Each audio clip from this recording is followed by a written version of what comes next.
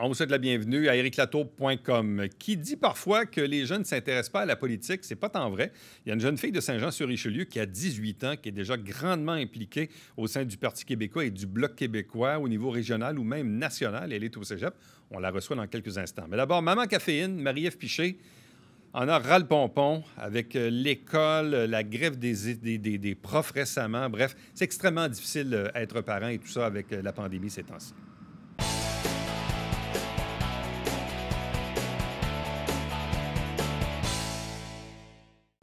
Elle a lancé un véritable cri du cœur il y a quelques jours via ses médias sociaux. Vous connaissez un peu le contexte. Il y a les parents, il y a les enfants, qui sont peut-être parfois un peu, oui, les grands oubliés de la pandémie, mais c'est difficile le contexte scolaire cette année avec les cas de COVID et par-dessus ça, les enseignants qui ont des revendications légitimes, qui s'est traduit dans certains cas par des journées de grève.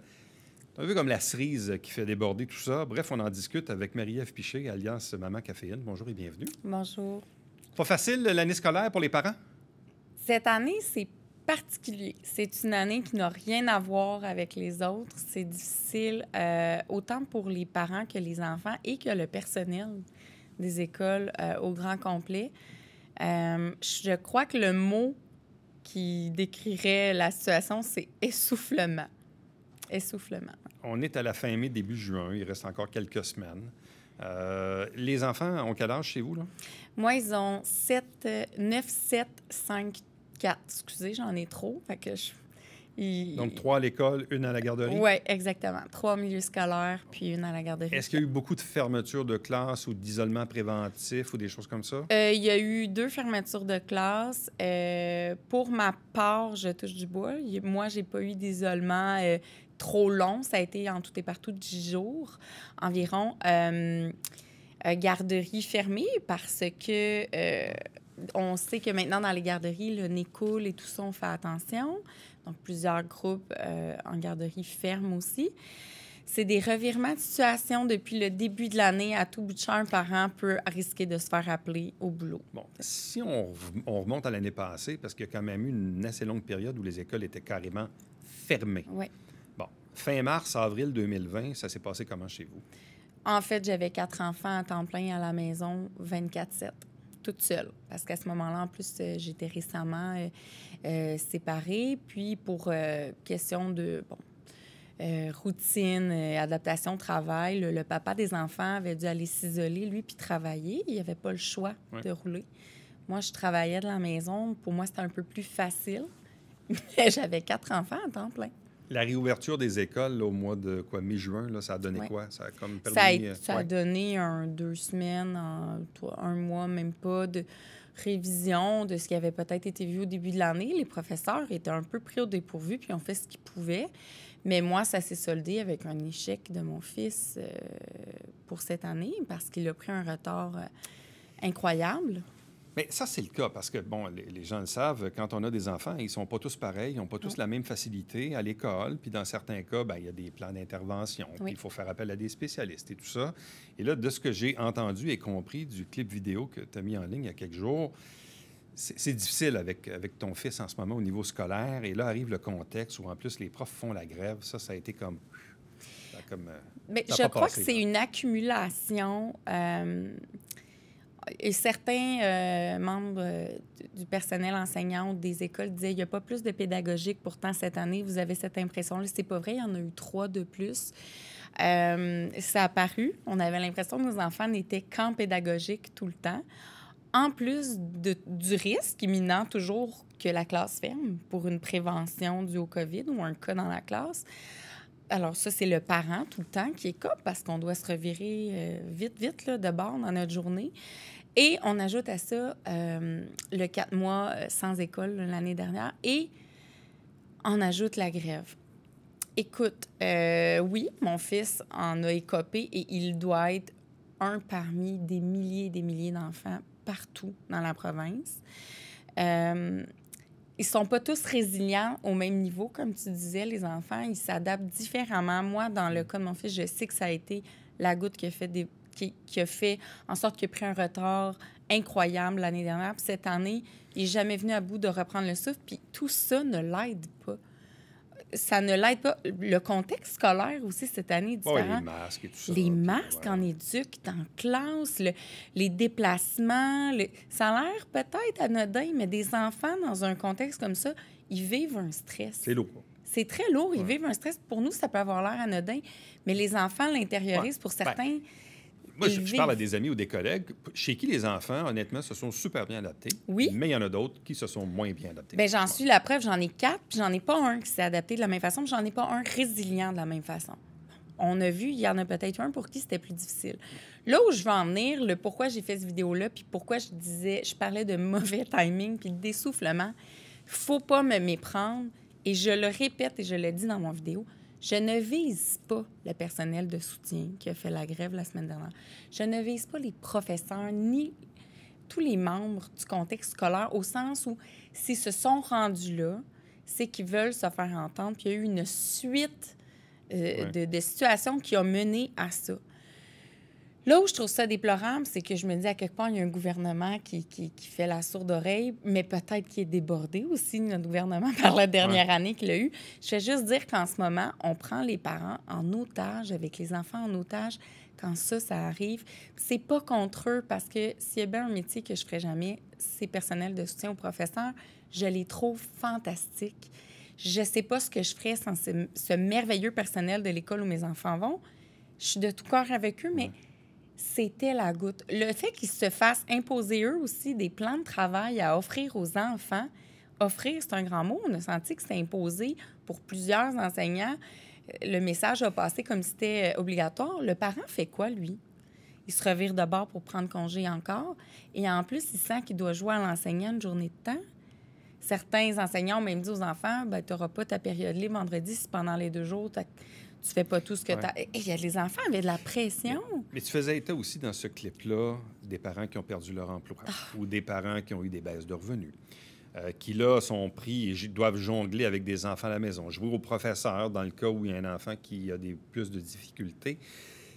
C'est ça que je trouvais intéressant d'en parler aujourd'hui, parce que je trouvais que ce clip-là résumait, disons, assez bien probablement la perception ou ce qu'a vécu beaucoup de parents au Québec dans la dernière année. Écoute, Éric, j'ai eu des milliers de messages. J'ai pas fini encore de lire tout ce que les gens m'écrivent.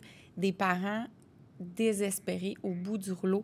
Une maman, en tout cas, ça, c'est un cas parmi beaucoup de messages qui se ressemblaient. Une maman qui me dit « J'ai perdu mon emploi durant la COVID. Les services ont fermé. » Elle dit « Moi, entre-temps, je me suis séparée parce que l'ambiance dans mon couple était rendue lourde. Ça en est suivi une chaîne de mauvaises chances, si tu veux, tout l'été.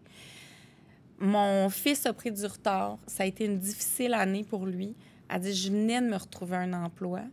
Et à chaque fois que je dois annoncer à mon employeur que je vais encore devoir m'absenter parce qu'il y a eu 2 cas de COVID à l'école de son fils, les grèves, elle dit, à chaque fois, je sens que je suis à une chance, là, une dernière chance de perdre mon emploi. Puis elle dit, le stress que ça occasionne, je suis rendue avec des troubles anxieux. C'est parce que ça, c'est un cas. Imagine les milliers de parents qui s'arrivent, qui sont essoufflés, parce que c'est pas tout le monde qui l'a eu aussi facile, si tu veux. Moi, je considère, là, malgré tout, que j'ai passé haut la main cette période de la COVID, puis je me sens épuisée. Je me considère résiliente. Je veux pas me mettre dans la peau des parents complètement désabusés. Puis écoute, il y en a dans le personnel de la santé aussi, là, dans le milieu de la santé, qui travaillent d'arrache-pied, eux, depuis le début de la COVID, qui se sont vus isolés des fois de leur famille, puis que là, ils doivent se revirer aussi avec un horaire à l'hôpital, s'ils ont des enfants. Puis il y a des professeurs aussi qui sont parents avec des enfants à une autre école. Eux aussi, pour aller piqueter, ou les personnels de soutien doivent se revirer de bord, faire regarder leurs enfants. Il y a des professeurs puis des gens du personnel de soutien qui m'ont dit « Mais venez piqueter avec nous, soutenez-nous. » Puis j'avais le goût de dire « Je peux verbalement te dire que je te soutiens, comme parent qui voit ton travail incroyable. Mais malheureusement, je suis essoufflée. J'ai trop pris de journées à mes frais. Je ne peux pas aller te soutenir sur place. Je dois m'occuper de mes enfants et faire le plan de travail cette journée-là parce qu'on me l'a imposé. » Ça ne fait pas de sens. Pour ces enfants là, qui ont eu des difficultés, en fait, peut-être des enfants qui avaient déjà un peu des difficultés scolaires, mais amplifiées par le phénomène de la pandémie et tout ce qui vient avec, comment c'est récupérable? C'est quoi les attentes en vertu de la prochaine année scolaire pour éviter les redoublements, éviter que ça fasse plus tard peut-être des gens qui malheureusement vont décrocher et qui seront un peu les victimes à long terme de cette pandémie au niveau scolaire? Écoute, c'est ma crainte, c'est mon questionnement, sans cesse à tous les jours. Même moi, je suis dans une impasse où j'ai entrepris des démarches pour avoir un suivi au privé et devoir débourser, moi, comme parent qui travaille autonome, qui n'a pas d'assurance, pour trouver une tutrice privée pour mon fils, pour essayer de tenir le cap dans l'été sans amputer son été, parce qu'il est épuisé, puis cognitivement, il est surchargé, il a besoin d'avoir des vacances, mais je veux pas qu'il perde le fil parce que ça va empirer. Donc, moi, c'est ma partie à mes frais que j'ai fait, mais au niveau scolaire, j'ai aucune idée. Dans le cas de mon fils, on parle d'un échec, mais il n'est pas le seul. C'est pas probablement que s'il y avait eu une année normale l'année dernière et cette année, on n'en serait pas là, probablement. Parce que, est-ce que je me trompe ou tu as mis aussi une publication récemment où tu dis que tu cherchais un prof à la maison? Oui, oui. Pas en virtuel, là. Non. Je comprends le bon vouloir. Puis, écoute, ça l'a sauvé vraiment beaucoup de familles. En tout cas, ça en a aidé beaucoup tout ce qui est les plateformes virtuelles de soutien scolaire, OK, de suivi scolaire. Je suis la première à en avoir eu recours, d'ailleurs, dans les 4 mois où l'école était fermée l'année dernière, pour essayer de... Ma conclusion, moi, dans le cas de mes enfants, et ça ne s'applique pas à tout le monde, mais dans le cas de mon fils qui a une difficulté de concentration, tu comprendras bien qu'en virtuel, dans le cadre de sa maison, avec ses frères et sœurs autour, c'est sûr. Il ne veut rien savoir. Puis sais-tu quoi, Éric? Je le comprends. Je veux un professeur en présentiel qui va enseigner à mon fils parce que c'est son emploi dans la vie. C'est ça qu'il fait. Moi, je ne suis pas enseignante. Je suis peut-être une bonne pédagogue quand même. Je me débrouille. Mais j'ai 4 enfants puis je ne suis pas enseignante. Vivement l'été, vivement le déconfinement, vivement tout ce qui s'en vient. Il y aura du rattrapage à faire. Oui. Sinon, à travers ça, comment se porte Maman Caféine? Projet, activité? Ça va très bien. Une ligne de sacs à main qui sort à l'automne avec le groupe Bugatti qui fait les sacs à main de Céline, entre autres. 2 livres en janvier prochain qui ressortent, dont une collection pour enfants. Un nouveau show télé encore à Canal Vie cet automne.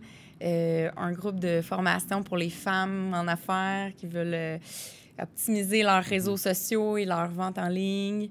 Je suis occupée. À travers ça, je suis une maman aussi dévouée. Fait que je priorise, là, mais on s'en sort. Il y a juste 24 heures d'une journée. Il y a juste 24 heures, c'est pas suffisant. Non, c'est ça. Ça prendrait des journées de 30 heures minimum. Oui. Marie-Ève Piché, alias Maman Caféine, merci beaucoup. Ça fait plaisir. Puis, allez voir ce clip, évidemment, sur les médias sociaux de Marie-Ève. Ça vaut vraiment la peine. Puis je pense que ça dure quand même 20 minutes. T'en avais long à dire? J'en avais long à dire. C'était un cri du cœur. Hein? Un cri du cœur. Harold Pompon. Merci. Merci. Restez avec nous, puisqu'au retour, on vous parle de politique et d'implication chez les jeunes.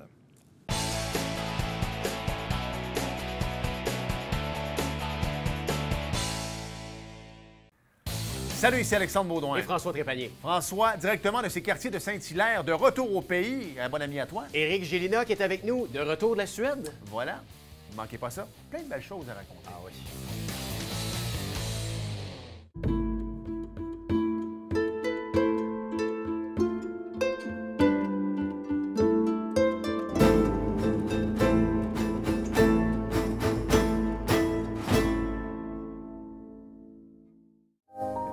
Bonjour et bienvenue à la Justice entre nous. Mon nom est Serge.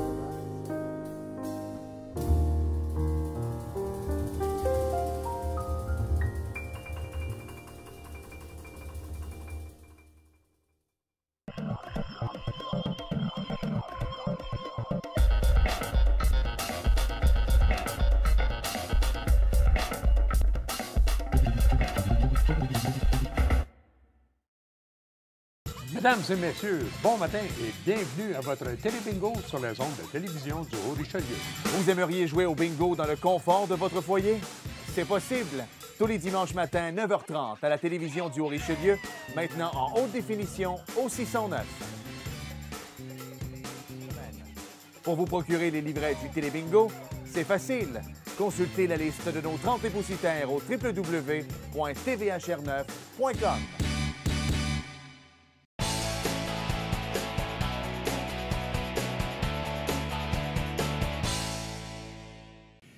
On dit souvent, et probablement à tort, que les jeunes n'ont pas d'intérêt pour la chose politique. Bien, il y a des exemples, il y a des gens qui s'impliquent et qui, visiblement, sont la relève de demain, et on en a une devant nous. Je vous présente notre invitée. Elle s'appelle Chloé-Rose Jeannot. Bonjour et bienvenue. Bonjour, merci de m'inviter. Et là, je vais nommer un peu les deux trucs dans lesquels tu es impliquée en ce moment.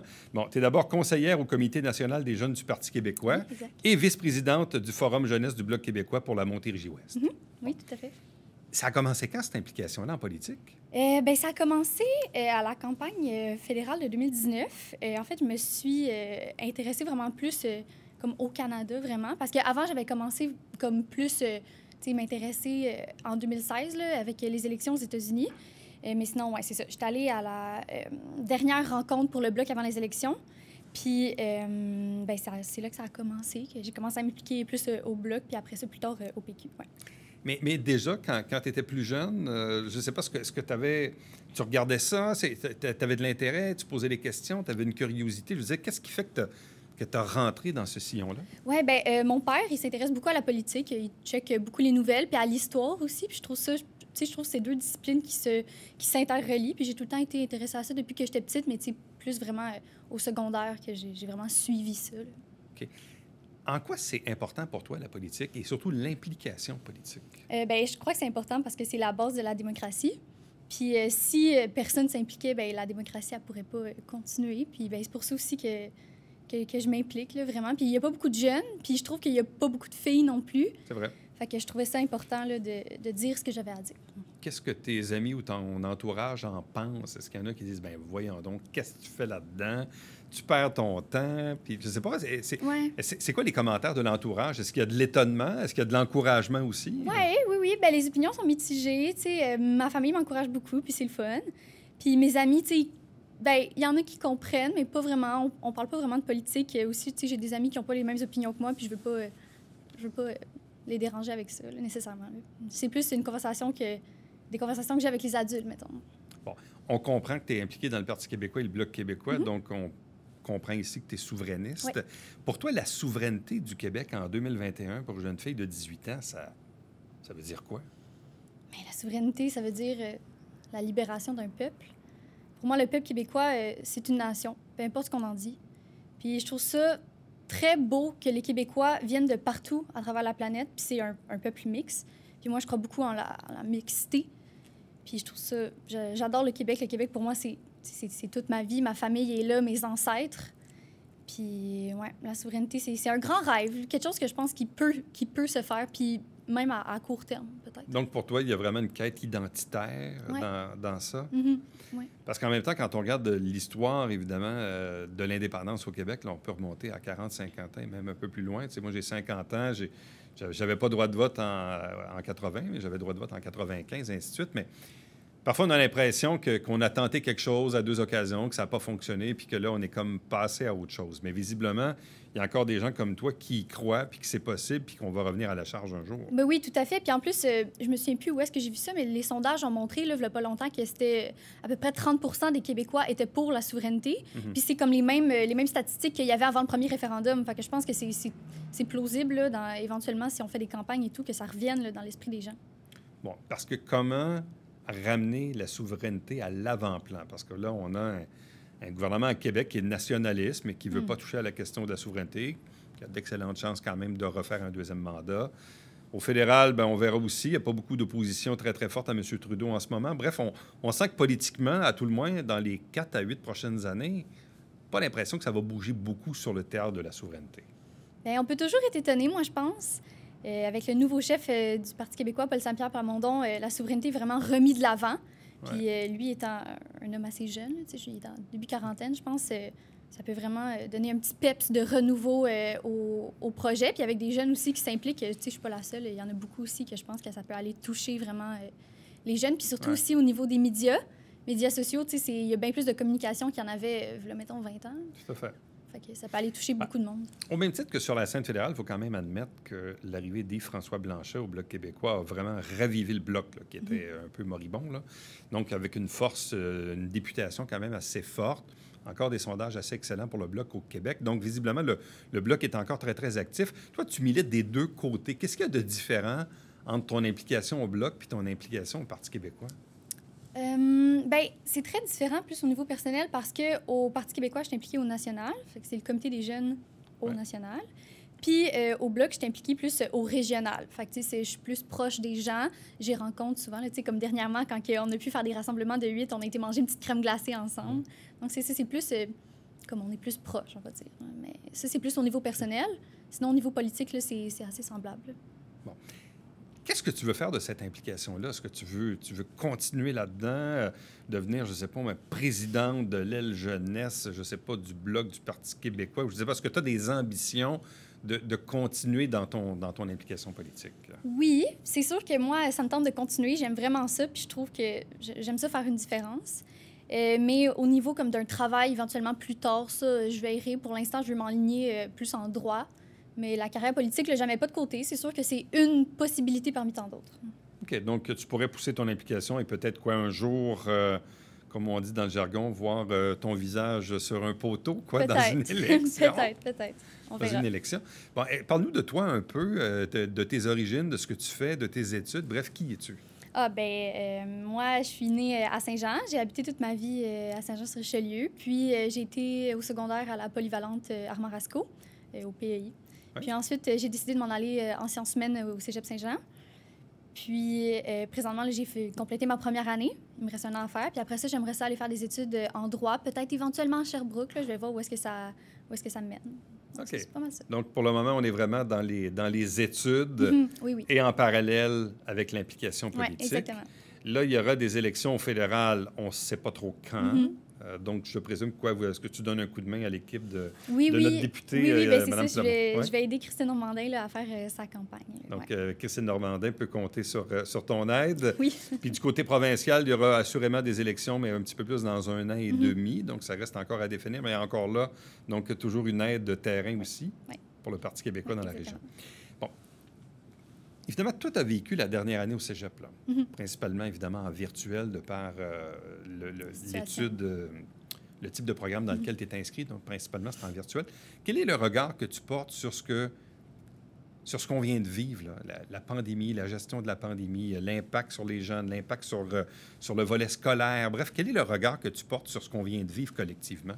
Bien, contrairement à plusieurs autres qui croient que l'école en ligne, on apprend moins ou on est moins... mettons, intéressée par les études, moi, je pense pas nécessairement. Personnellement, puis aussi au niveau de beaucoup de mes amis, l'école en ligne, ça a été quand même bénéfique. Puis ça l'a permis là, de moins stresser avec la COVID. Je sais qu'il y en a qui étaient beaucoup stressés de rencontrer des gens. Puis le fait d'être à la maison, en ligne, c'est un environnement plus sécuritaire, on pourrait dire ça. Mais sinon, c'est sûr qu'au niveau social, bien, c'est triste. On a eu des manques, on va dire, là, surtout pour les jeunes, je parle de mes amis 17, 18, 19, que c'est le moment où est-ce que tu fais plein de parties, que tu vas voir tes amis, mais on s'adapte aux situations, là, puis c'est important de faire un effort collectif là, pour contrer la crise. Et quel est le regard que tu portes sur la gestion politique de cette crise-là, tant au fédéral qu'au provincial?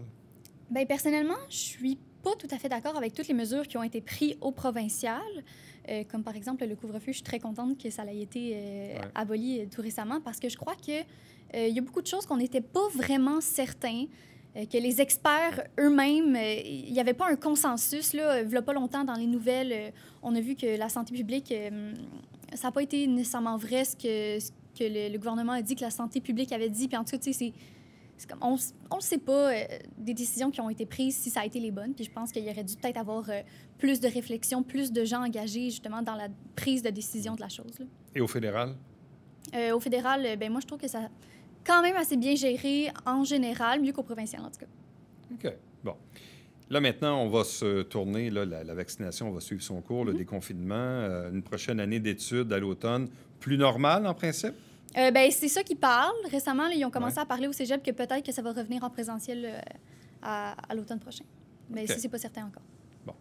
Donc, implication politique qui se poursuit. Là, est-ce que vous avez des événements, des activités? Parce qu'encore là, il y a eu beaucoup de virtuels dans les rassemblements politiques, là, ce qui est un peu contre nature. Là, est-ce que vous avez quelque chose à l'agenda prochainement dans vos implications? Oui, au FJBQ, on prépare une tournée nationale. Donc, on va être dans 16 ou 17 villes, je crois, de la province. Puis on va se promener puis aller voir les gens. Puis, ça va être sécuritaire dans des parcs, 2 mètres de distance, avec les masques, là, tout ça. Là. Fait que, ouais, on prépare des petits événements, mais c'est sûr que c'est plus difficile avec la pandémie. Là, on faisait beaucoup de Zoom.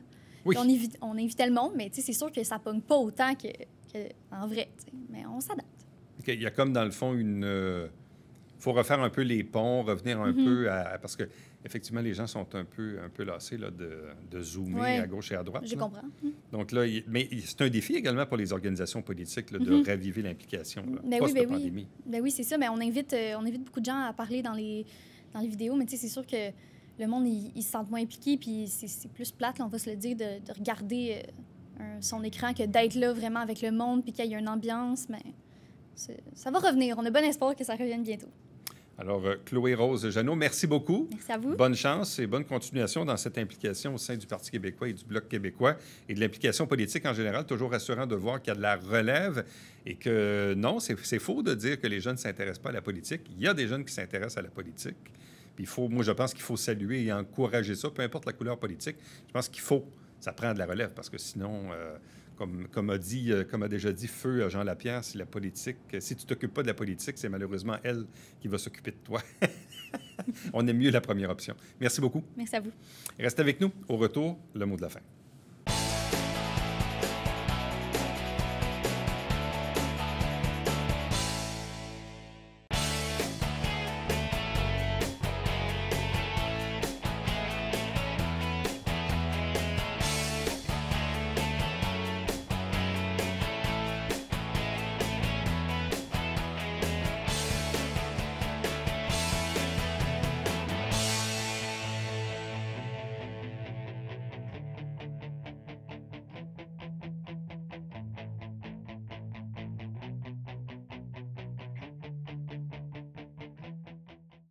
Petit rappel pour la semaine prochaine, lundi et mardi 7 et 8 juin, Aréna Marcel Larocque à Iberville. C'est la collecte de sang organisée par Boom 104.1, collaboration avec Emma Québec. Et avec la pandémie, évidemment, ça se fait sur rendez-vous. À demain.